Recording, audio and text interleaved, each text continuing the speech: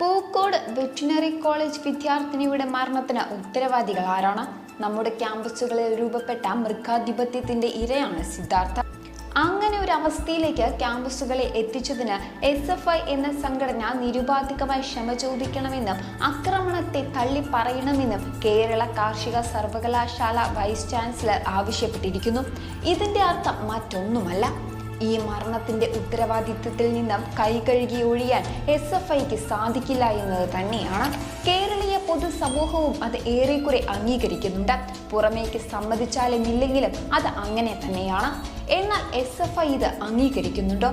SFIയെ ന്യായീകരിക്കാൻ ബാധ്യസ്ഥരായ ഇടതുപക്ഷ ബുദ്ധിജീവികൾ ഇത് അംഗീകരിക്കുന്നുണ്ടോ?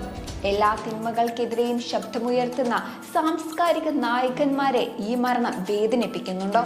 ഈ ചോദ്യങ്ങൾക്കുള്ള മറുപടിയാണ് ഇനി നിങ്ങളുടെ കാതോരം.